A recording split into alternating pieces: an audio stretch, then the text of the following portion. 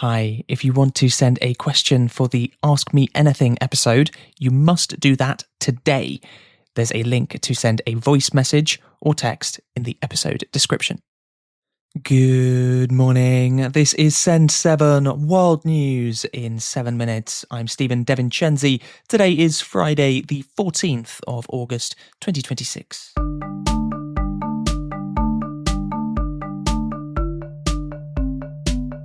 Starting in the Americas today, in Colombia, the death toll from Monday's earthquake has risen to 265. However, around 500 people are still missing. Thousands of buildings were destroyed. In Mexico, the former mayor of Guerrero State has been formally charged with involvement in the disappearance of 43 students in 2014. Angel Aguirre is accused of forced disappearance and obstructing the justice system. In the United States, there has been criticism of the decision to remove President Donald Trump from a flight out of Turkey last month because of a possible risk of an Iranian attack, despite leaving other government politicians and reporters on the flight. When asked about this decision, Trump said that he was just following the orders of the Secret Service. Also in the United States, the state of New York has said that it will pay $7.25 million to fund the legal aid of migrant children after the US government cut contracts with legal aid providers, which removed legal representation from around 25,000 children across the country. New York Governor Kathy Hochul said that it was a case of taking responsibility for the children.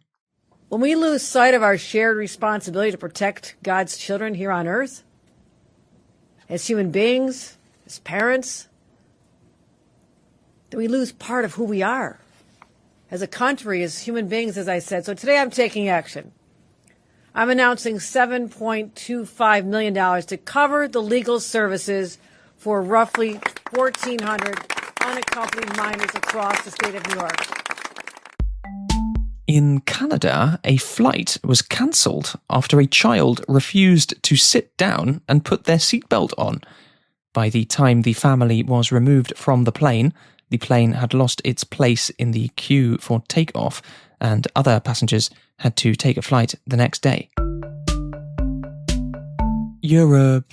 In Spain, Iceland and Greenland, millions of people watched a solar eclipse on Wednesday evening, with millions more people watching a partial solar eclipse in France, Ireland, the UK, and other parts of Western Europe.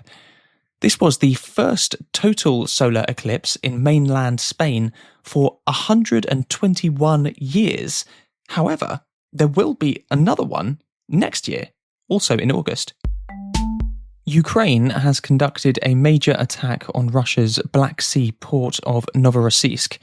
Ukrainian officials said that the attack hit the naval base, 4 warships and other ships, and forced 2 grain terminals to stop operations. The local Russian governor said that 2 people were killed in the attack on Novorossiysk, including a child. Ukrainian President Volodymyr Zelensky has also said that Ukraine has recaptured 745 square kilometers of occupied territory this year. Poland's Prime Minister Donald Tusk has said that Poland has stopped a Russian plan to assassinate a Ukrainian-American citizen in Poland. In the Netherlands, an explosion at the port of Rotterdam yesterday killed 1 person and injured others. Most reports appear to suggest it was an accident. Also in the Netherlands, 2 friends who have known each other for 30 years and were both adopted from Indian orphanages as children have found out that they are sisters after conducting DNA tests. Africa. In Sudan, the Rapid Support Forces paramilitary group has restarted its assault on the city of Al Ubaid, according to Reuters, quoting witnesses. Sudan has been in a civil war since April 2023, when the RSF started fighting the Sudanese army, which it was previously allied to. The RSF controls most of southwestern Sudan. Al Obeid has been largely surrounded by the RSF for months, creating a severe humanitarian situation. Mali's military president Assimi Goïta has pardoned a French man who was sentenced to 20 years in prison earlier this year after being accused of being part of a plot to destabilize the country. Zambia held a general election yesterday. Votes are still being counted. However, opinion polls have generally shown that Hakainde Hichilema's UPND party will win, and he will continue as president. Asia and Oceania.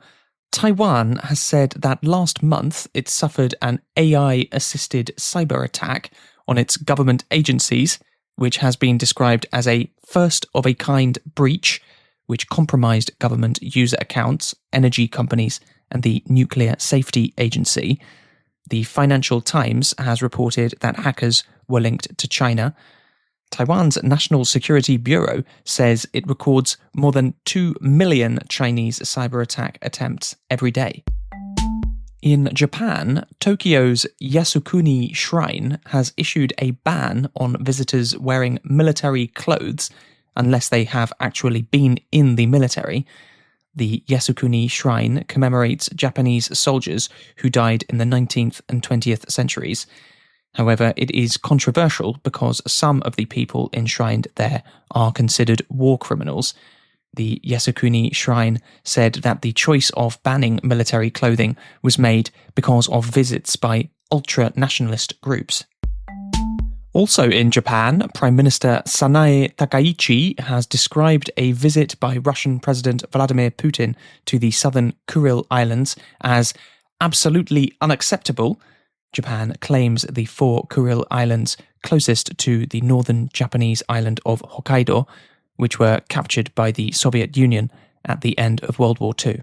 And Nauru has officially changed its name to Naoero. The official name will now be spelt Naoero instead of Nauru in order to match the spelling in the Nauran language. Naoero is a tiny island country in the Pacific and is home to just 12,000 people, and they use the Australian dollar as their currency, despite gaining independence from Australia in 1968. During August, we are taking a semi-holiday, and there are only episodes on Mondays, Wednesdays, and Fridays, but we will be back 5 days a week in September. This podcast is kept alive by our generous supporters who have access to all episodes without adverts, bonus episodes, transcripts, vocabulary lists, worksheets, quizzes, and more. And we give 10% of our profit to highly effective charities. Our price is going up in September, but you can lock in our lower price by becoming a supporter today. Go to send7.org/support or click the link in the episode description. Have a great weekend. See you on Monday.